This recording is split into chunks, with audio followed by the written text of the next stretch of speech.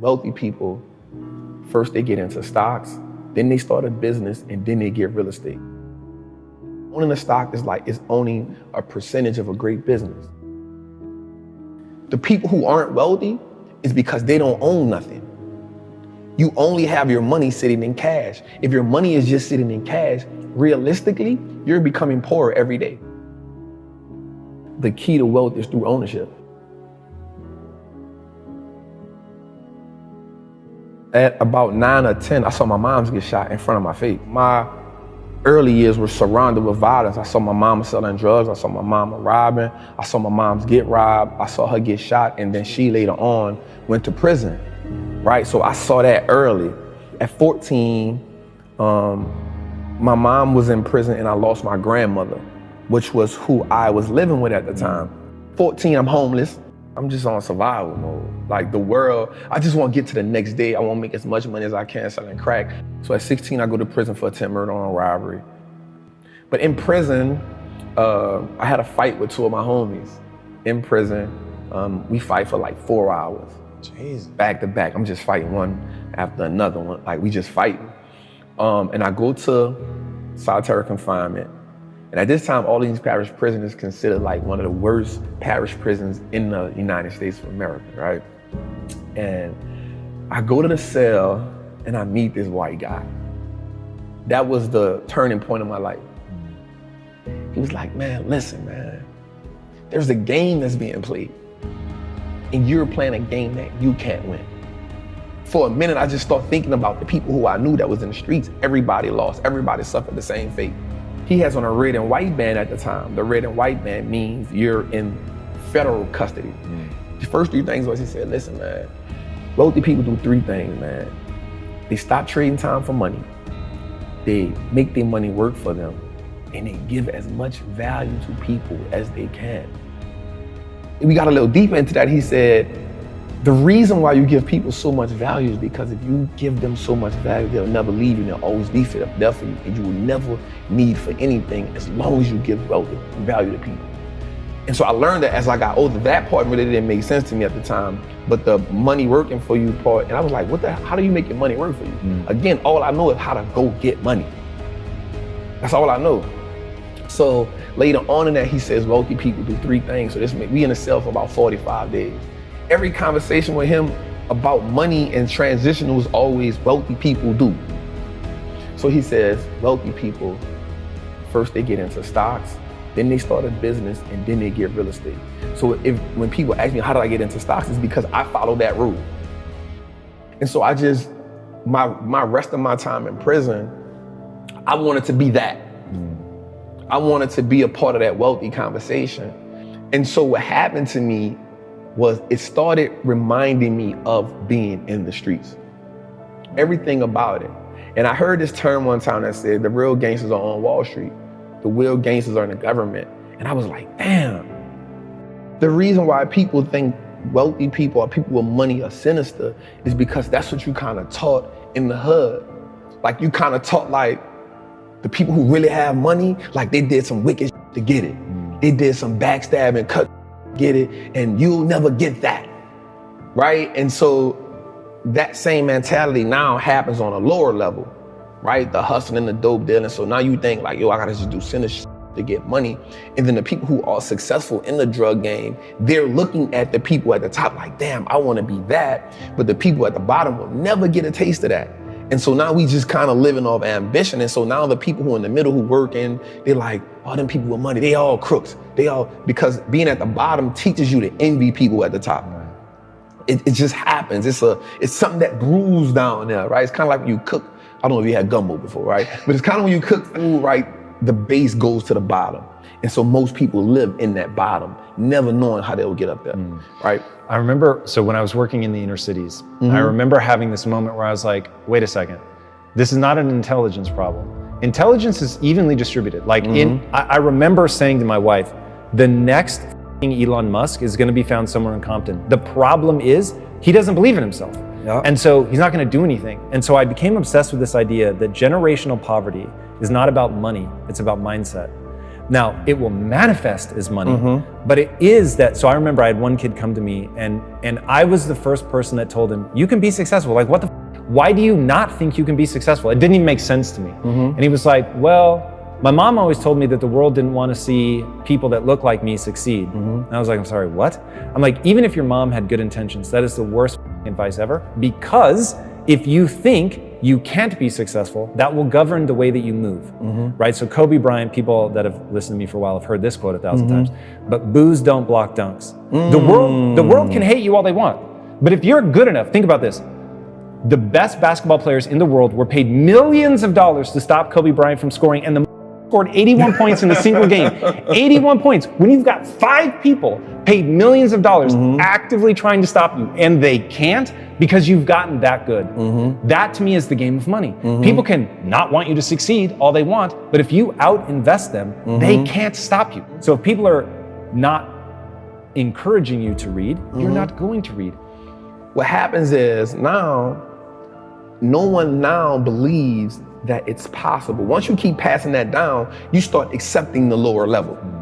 And then there's a few of us or a few people who say, nah, I'm an outlier, yo, like I'm about to go for it. And then whatever happens, I'm with it. You feel me? So for me, again, one of the greatest things that happened to me was my mother telling me like the world is raw and you gotta get how you live. But I also saw my grandmother be a legal entrepreneur. So I saw it from both worlds. So while I'm in prison, I pick up a habit of reading. That was the game changer for me. On the streets, I never had the opportunity to just sit down and read because I'm always trying to survive.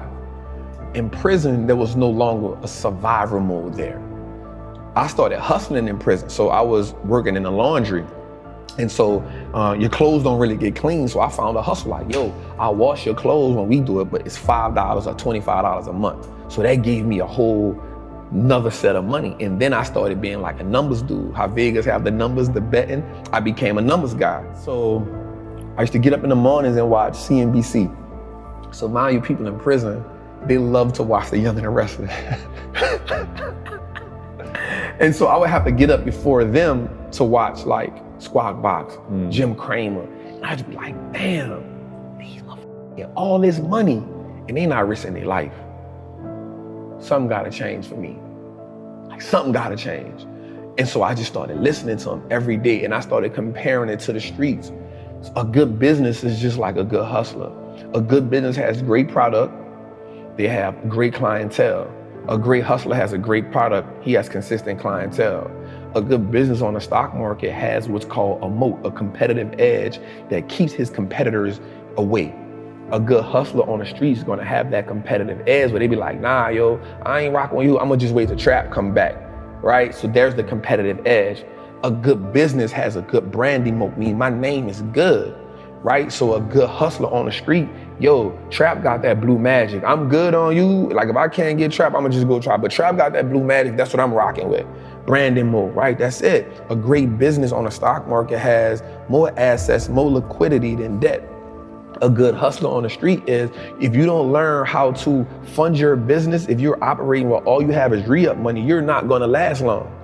So those components reminded me the same. On the stock market, in the world, if a company's paying tariffs, that's equivalent to a dude on the street going pay draft to go hustle in somebody's hood. Like you can't hustle over here unless you pay me draft. It's the same as a tariff. It's the same thing. Yeah. So once I broke the game down to a way that I can understand it, it wasn't about me just being brilliant. It was like, yo, how do I make the game winnable for me? Like once you start understanding the fundamentals, you give yourself power because you now understand, like you said, you see how the machine works, right? And so most people look at the machine and marvel and say most people look at the stock market, 98% of the people who I know look at the stock market and say, yo, that's not a game I can play. I'm staying away from it.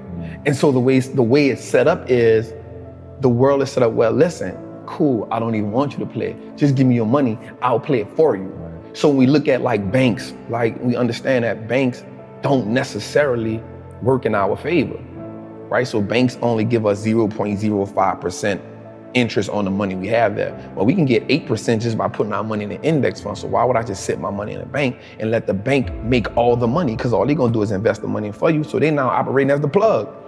They operate now as the man who, I'm gonna front you this, I'm gonna make my money, I'm gonna take the cut, I'm gonna give you just enough to keep coming back. I'm gonna go to the plug. Who is the plug? The stock market. The relationship with money in my community is you make money just enough to pay bills. And so once you get tired of paying bills, you say, you know what? I need to treat myself to something, right? No matter if I gotta go in debt, no matter if I need to treat myself to something to take this misery away. So you treat yourself to something that you can't afford at the time, right? But it makes you feel good in the moment. And so because it makes you feel good, you say, you know what? I'm living. This is a reprieve from everyday struggle. So that's the mindset comes in and say, everybody around me had the same problem. No one represented the solution. So if I don't change something, I'm only going to end up like everybody else I know. Somebody has the solution somewhere. There's too many people out here living the life of their dreams that I'm watching. They know something I don't know. And the only thing that they had was access to a different type of information. In 2010, this is after I'm home from prison now, right? I'm home from prison. I'm back in the streets hustling. Because even though I have the information, I don't have the money, right? And I'm like, well, I gotta get the money. My door gets kicked in 2010. They get 8 pounds of weed, $10,000. Yeah, by the cops. 8 pounds of weed, $10,000, a 223, a 40 with extended clip and a beam, and 100 X pills. So the cop tells me, you ain't learned your lesson. Like, you ain't learned your lesson. And I was like, damn, that was some, right? Like, I got knowledge, I got information, but I still fell victim to the same shit that everybody around me knew. So therefore, the knowledge that I had wasn't powerful because it wasn't applied. So I was fortunate, God bless me. I wound up getting found not guilty because it's called fruit of a poisonous tree. So they kicked in my door, but they didn't have probable cause because they stopped me in my truck, didn't find nothing on me. So they went to my house, kicked the door in with no search warrant. So now everything you find is null and void. So now I get into the robbing game. So now I start robbing dope dealers. And I got in a situation where I was good at it. Me and my partner, God bless his soul. And then one day I almost got killed. And I go to my partner and I say, bro, I'm out. Like, it's a done deal. But when they kicked my door in, something happened. So they took my truck, they took my money, but they didn't mess up my stock account. I said, oh, okay. Start working as an iron worker, building stadiums, building power plants. It's crazy because I was making good money, $2,000 a week. That's good money to some, like, yo, $2,000 a week, yo, that's it. $2,000, $2,500, like, it was amazing. I started saving and investing 70% of my money. I was living bare minimum. I was like, if I'm gonna change, I gotta make like the hard choices. It's hard for people to make sacrifice because you gotta now go against and do without some of the things that gives you that momentary gratification, that simple, that's what keeps you alive. That's what keeps you going. Just to go on vacation one time a year, to get these pair of shoes that may cost me $1,000. I know I can't afford them, but I've worked so hard, I need that just to keep giving me something. You have a phrase, Wall Street looks like us now. Wall Street looks like us now. There's another phrase you say, but you should like put that same like stamp on it, is I own that. I own that. Because you talk about stocks in a way that sounds so rad, where it's like, you refer to yourself as an owner of the companies. Yes. And the thing is, it actually is true. Like you're not playing a linguistic game. It is true, but people don't think about it like that. But it's so much more powerful than having a cool pair of kicks is to say, I own the company that makes those kicks, or I own the company that makes that phone, or, you know, Tim Cook, the CEO of Apple, works for me. I'm a shareholder, right? It's really, really powerful. Explain that basic idea of ownership for people that might not quite put it together that stocks really are owning that company. So I actually got that term from Warren Buffett in one of his meetings. I want to say it was the 1995 shareholder meeting. And he said that he owning a stock is owning a percentage of a great business. And so once I understood that concept, I understood that the key to wealth is through ownership. The people who aren't wealthy is because they don't own nothing. You only have your money sitting in cash. If your money is just sitting in cash, realistically, you're becoming poorer every day. Right. Or they own depreciating assets. And that's what cash is. It's a depreciating asset because the more money they print, the more money that money loses value. So if it's just sitting, it's the reason why the bank wants you to have your money there. So they can take it and use it and invest it so much and be like, hey, it's just sitting, I'm gonna give you 50 cents on whatever you had in there. Right. And so the idea of ownership was, yo, we can just start owning everything that no matter if it's just a stock. Like, that's powerful, because if you can start owning the businesses that you now consume every day, you turn a one-time transaction to a lifetime of profit. And that was major for me, because if I go to the store and buy a pair of Nikes, that's a one-time transaction. In order for me to get something from them again, I gotta come back and buy another pair of Nikes. But if I own the Nike stock, long as I own it, it's a profitable vehicle for me. So that one-time transaction can become a lifetime of profit if I own that business. If I'm gonna buy Apple, if I know I'm an Apple user, if I know I got the phone, I got the AirPods, I got the MacBook, I got the PC, I excited when Apple's about to drop something, why wouldn't I own it? As much of it as I can, right? Like, if I understand that concept, if I know America has one of the biggest trash problems in the world, right? So if I know that Waste Management is a company that's gonna be here forever because we aren't gonna stop throwing things away, why don't I own that company? Because I know everybody throws things away. And so now, instead of me getting excited about Apple Lime being around the corner because it's a new phone, I'm like, yo, y'all about to make me some money, right? So when I hear a company like Waste Management has bought 40 acres of disposable land for another landfill, I'm excited about that. And another great thing about the stock market is, for me, it now makes me pay attention to the world. And so now I understand what's going on in the world. I started learning business cycles, market cycles.